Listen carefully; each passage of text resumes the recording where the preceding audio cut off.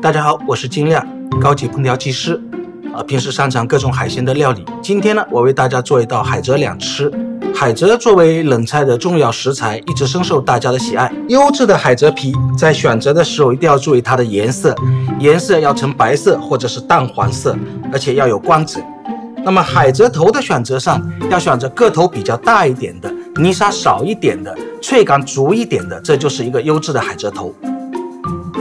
那不管是海蜇皮还是海蜇头，要浸泡到海蜇的咸味跟它的泥沙都去除了。但是一定要切记的一点是，不能过久的去浸泡，因为过久的浸泡以后，会让海蜇本身的鲜味都流失掉了。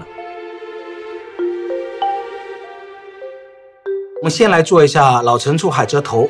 我们先来调一个酱汁，先加一点酱油、陈醋，我们加一点糖，少许的盐，均匀的搅拌，淋上一点点的香油，那么这个酱汁呢就制作完成了。那么接下来我们把胡萝卜先切成丝，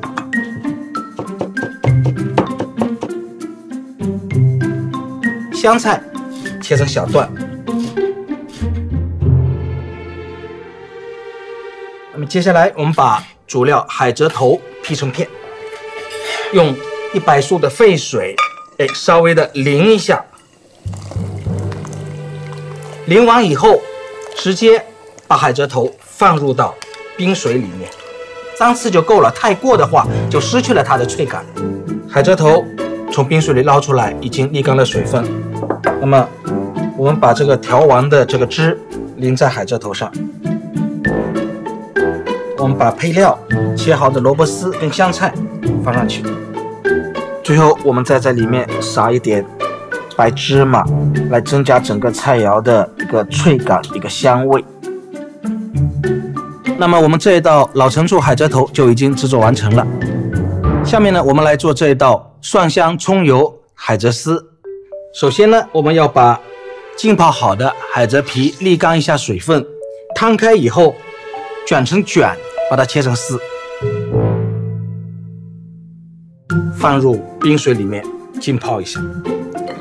这个时候海蜇丝用冰水去浸泡，可以增加它的脆感。挤干水分，然后把它放到碗里面，加点盐，加一点点胡椒，蒜泥都稍微多一点。我们开始搅拌。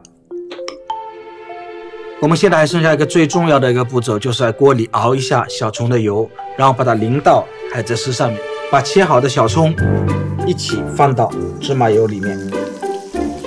这个时候火不可以太大，拌一拌，一定要熬到闻到葱味、麻油的香味融合在一起。我们把熬好的葱油取一点淋在海蜇上面。这2道快手的海蜇凉拌菜就已经完成了。